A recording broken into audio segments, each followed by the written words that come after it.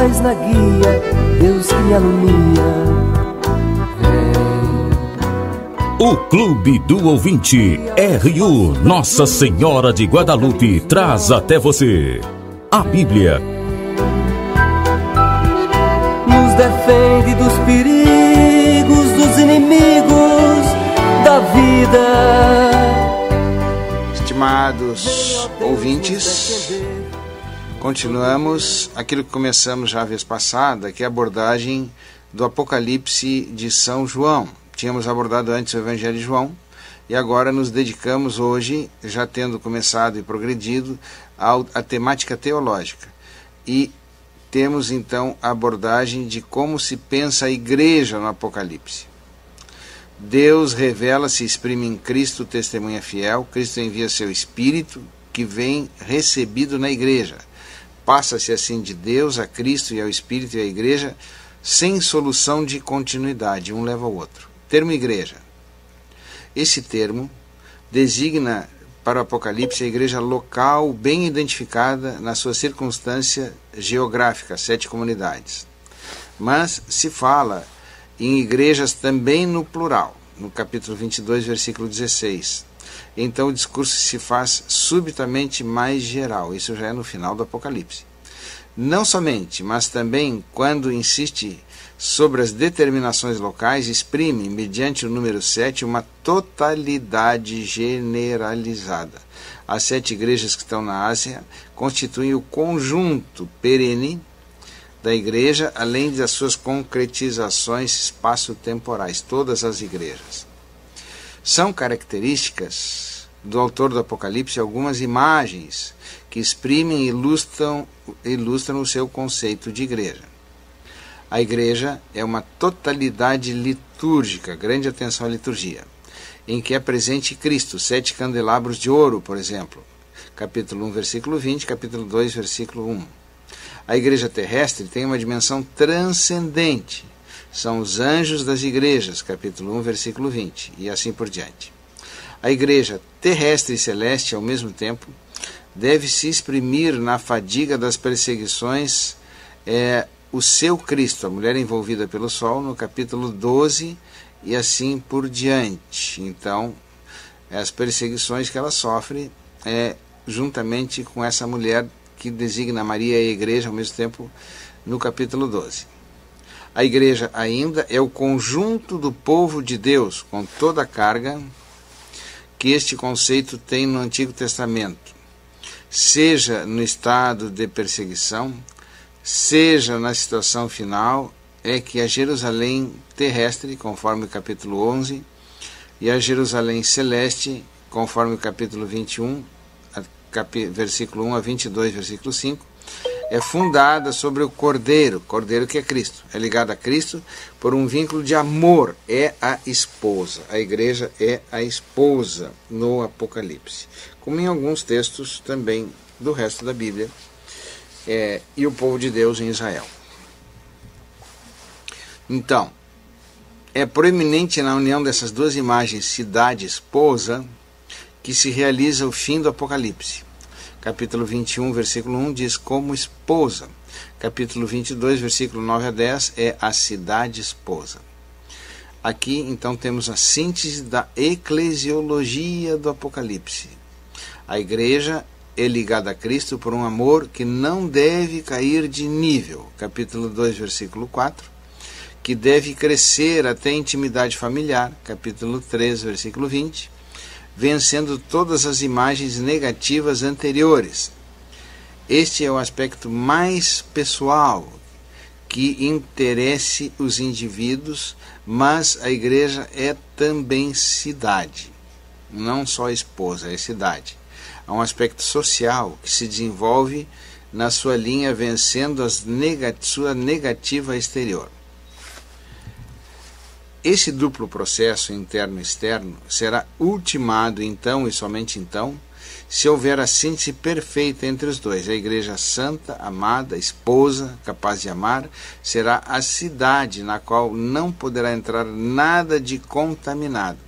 Estamos então na fase escatológica final. A igreja, resumindo, é esposa e cidade. E cidade tem muito a ver com aquilo que hoje nós vivemos. E ontem ainda vimos na Semana Teológica com o Padre Rafael, que nos falava sobre pastoral urbana. Tem muito a ver com o Apocalipse. Temas gerais específicos. Alguns temas teológicos. Primeiro deles, escatologia, doutrina do fim dos tempos. A eclesiologia, a igreja, deságua na escatologia. A escatologia é, a juízo unânime, um dos temas teológicos mais característicos do Apocalipse. A insistência sobre o tempo que passa e que não tem mais prorrogação, as ameaças, o simbolismo dos transtornos cósmicos, o desenvolvimento literário para diante, para frente, em direção à conclusão final, nos falam todos de escatologia. Mas não é fácil reconhecer estes elementos em uma síntese precisa. Podemos aí fixar alguns traços fundamentais. No arco da história da salvação, todos os tempos, presente, passado e futuro, isto é, expresso através pela característica o que é e o que virá, há uma tensão para um ponto de chegada final. Isso é indicado pela análise da estrutura literária que nos revela um subseguir-se em crescendo de várias seções. Os diz isso também o tempo, que segundo a concepção do Apocalipse tem um ritmo de escorrimento veloz. O tempo está próximo, diz o capítulo 1, versículo 3. Então, todos os tempos, mas o tempo é breve, é próximo. Então, a última seção, que indica quando é chegado o grande dia, capítulo 16, versículo 14, que inicia com 16, versículo 17, é como uma descrição simbólica. Apresenta-nos o ponto de chegada, o mal personificado pela prostituta, pelos reis da terra, pelos dois monstros, por Satanás, pelo morto e atualizado historicamente pelos homens, que se colocam em uma posição de hostilidade a Deus, vem debelado, vencido definitivamente. Segue uma renovação geral, o triunfo da esposa a Jerusalém celeste, a partir do capítulo 16, portanto. Existe a respeito dessa fase cronológica, essa fase de tempo final, uma antecipação da salvação reservada a uma parte do povo de Deus, que é mais funcional para o conjunto, que vem expressa nos 144 mil selados das 12 tribos de Israel, conforme o capítulo 7, versículo 1 a 8, nos 144 mil com o cordeiro sobre o monte Sião, capítulo 14, versículo 1 a 5, nas duas testemunhas, capítulo 11, versículos 1 a 13, naquelas que participam do reino milenar de Cristo, conforme capítulo 20, versículos 1 a 6. 144 mil, que é um número simbólico, 12 do Antigo Testamento, 12 do Novo, 12 tribos no Antigo Testamento, 12 apóstolos, 12 discípulos no Novo, multiplicado por 1000, que é um número que indica grande quantidade. Passamos agora à teologia da história no Apocalipse. A escatologia do Apocalipse, com essa riqueza e complexidade de elementos, não permite uma fuga para frente a respeito da realidade em que a igreja vive. Ela é ancorada na história. O Apocalipse, de fato, tem como matéria sua específica aquilo que deve acontecer à história, justamente entendida no seu sentido concreto, não é para escapar do mundo. Qual é a história? A história é aquela contemporânea ao autor, nos dizem, com nuances diversas, vários autores. Então, essa história nos lembra a guerra judaica para um, o culto de Cibele e o culto do imperador para outro, conflitos com o judaísmo, com o paganismo, com o triunfo subsequente, também a seita dos nicolaístas, o culto inspirado em Balaão, etc.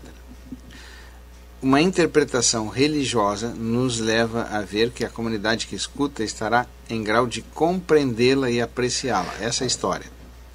A atenção de João e de sua comunidade parece orientada mais ao senso geral e teológico da história, que encontra no evento pascal de Cristo o seu próprio sentido de compreensão. Também a história futura, não só a presente, a história universal da Igreja, dizem-nos vários autores que vêm depois.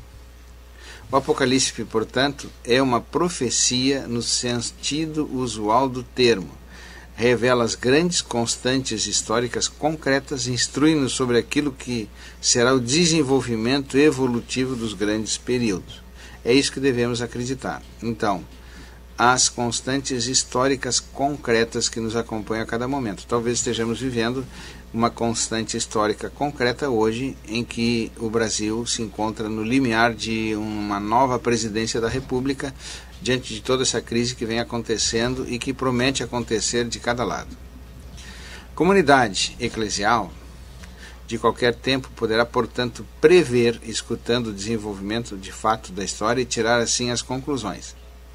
As formas simbólicas conservam seu valor comunicativo para cada comunidade cristã e evocam as coisas que devem ocorrer. Ou seja, o sentido dos eventos históricos guiados pelo projeto divino e orientados para o cumprimento definitivo. Como se desenrola a história.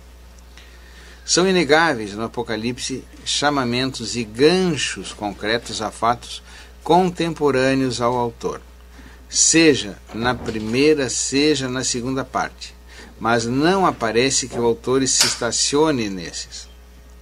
O simbolismo arranca esses fatos da sua concretude histórica isolada e lhes dá, ao mesmo tempo, uma leitura teológica, paradigmas de interpretação. Esses emergem das formas de inteligibilidade teológica. História concreta, portanto, não é, portanto, conteúdo próprio do Apocalipse. Ali são contidas, ao invés, as formas de inteligibilidade, quase a priori, a respeito de um fato histórico. Deverão depois preencher-se com o conteúdo histórico concreto, iluminando-a e esvaziar-se subitamente. Ou seja, são formas de interpretação da história. Quem fará a aplicação das formas de inteligibilidade à matéria histórica é a comunidade eclesial que escuta, a nossa comunidade. Damos um pequeno intervalo para seguirmos depois dessa reflexão sobre a história no Apocalipse.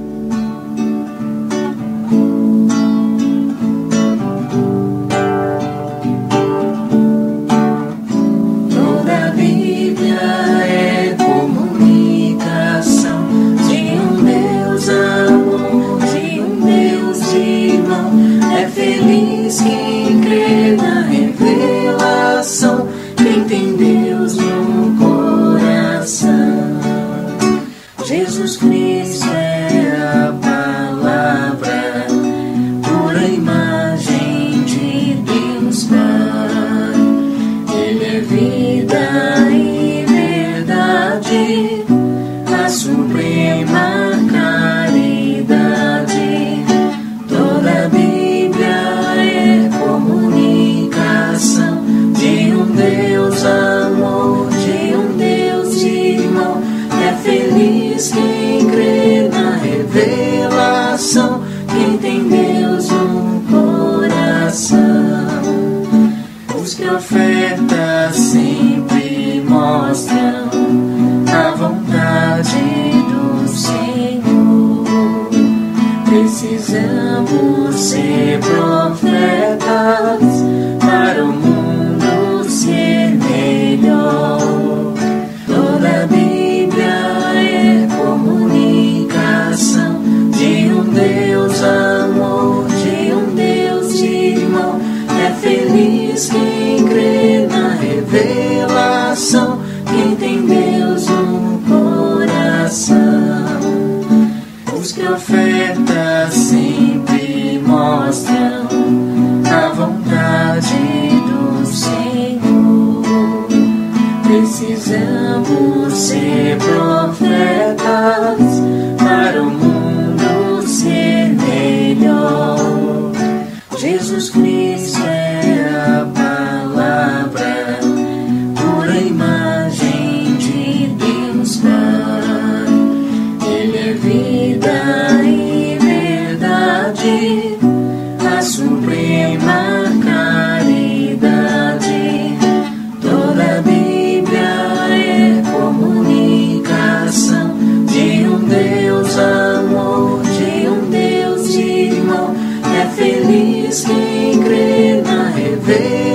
revelação. Quem tem Deus no coração. Os profetas sempre mostram a vontade do Senhor. Precisamos ser profetas para o mundo ser melhor. Toda a Bíblia é comunicação de um Deus amor, de um Deus irmão. É feliz quem crê na revelação. Quem tem Deus no coração. Os profetas sempre mostram a vontade do Senhor. Precisamos ser profetas para o mundo ser melhor. Toda a Bíblia é comunicação de um Deus amor, de um Deus irmão. É feliz quem crê na revelação. Quem tem Deus no coração. Continuando, então, o tema teológico unitário de fundo no Apocalipse é a igreja purificada que discerne a sua hora, onde ela está. Diz o Apocalipse, renova-se, planifica-se interiormente, torna-se adaptada a perceber. Quem tem ouvidos, ouça, diz a voz do Espírito.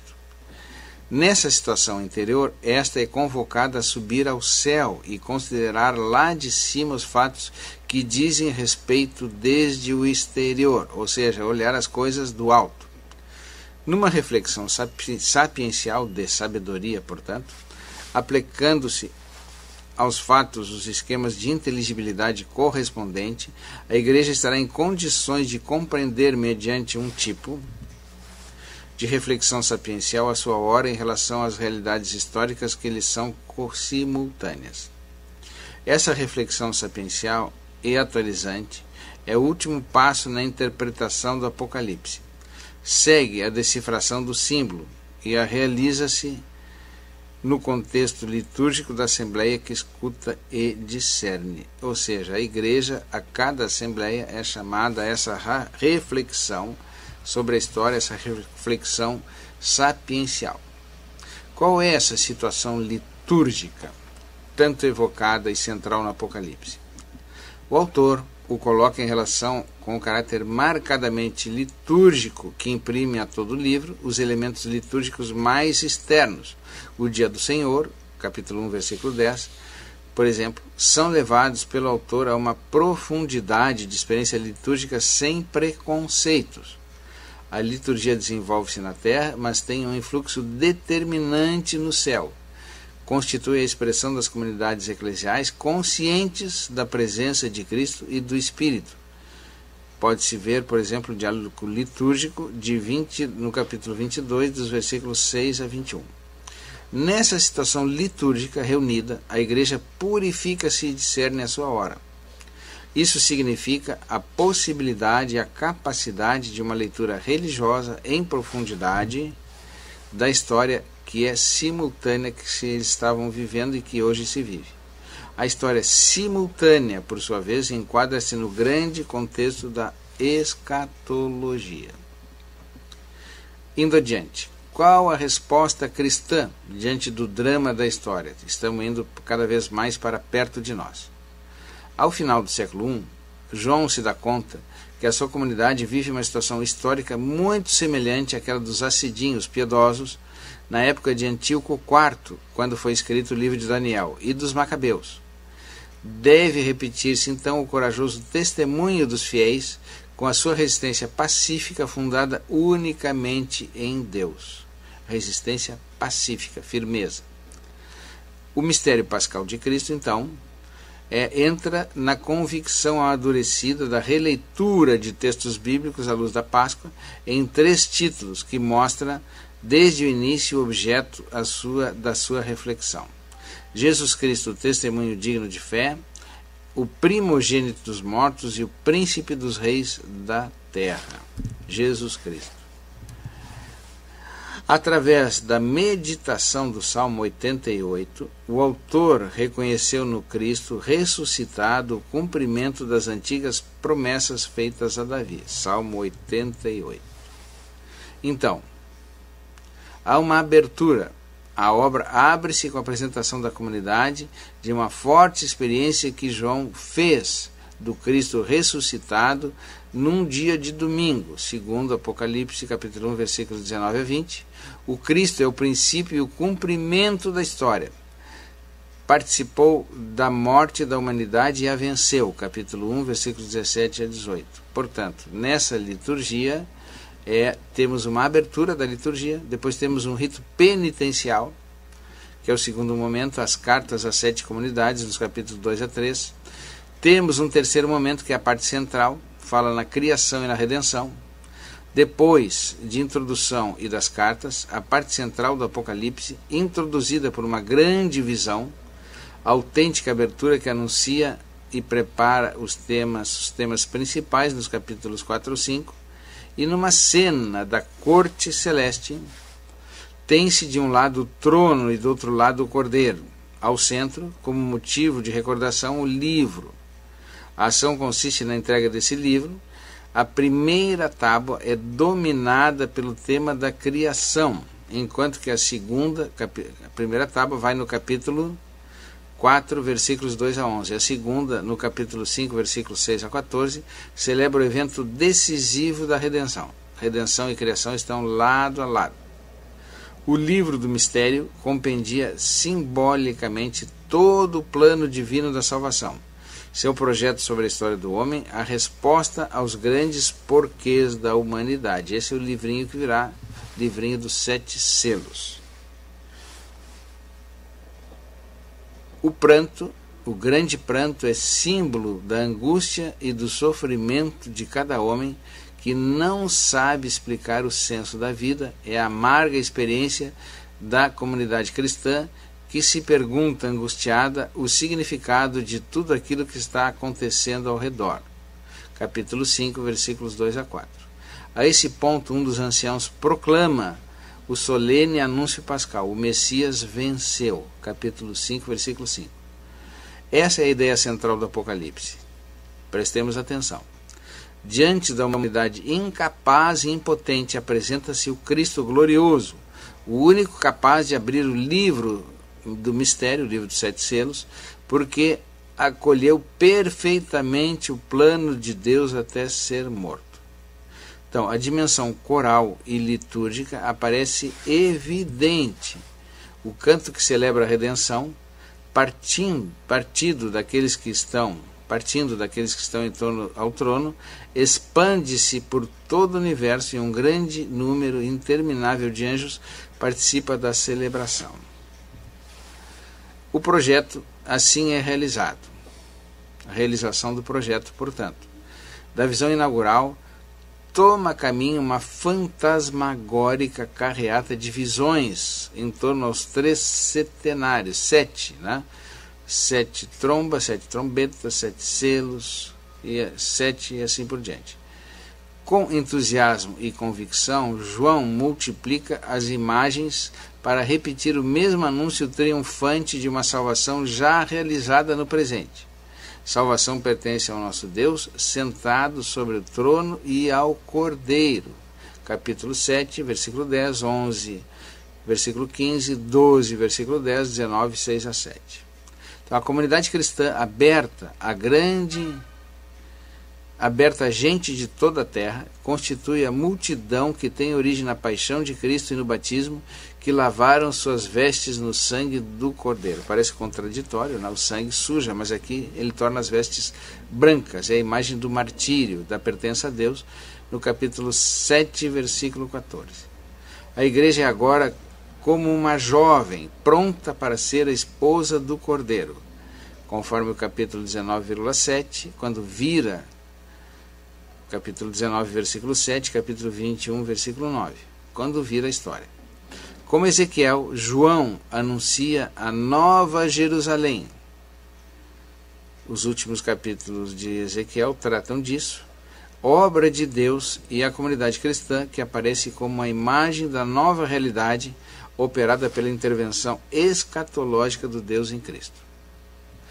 Nós vamos aqui indo para o encerramento do programa. Seguimos na próxima vez com toda a simbologia riquíssima que desperta tanto estupor, às vezes curiosidade e temor, mas é um jogo de imagens que representa a esperança e também mostra onde está o mal.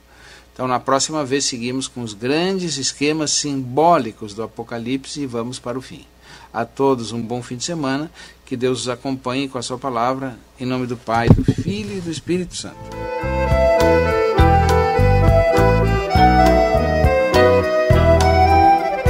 Luz na frente, paz na guia, Deus que me alumia. Seja um missionário da evangelização. Participe do Clube do Ouvinte. Um oferecimento Rádio Universidade, uma emissora da Arquidiocese de Pelotas. Dos inimigos da vida, vem, ó Deus, nos defender, nos proteger. Vem.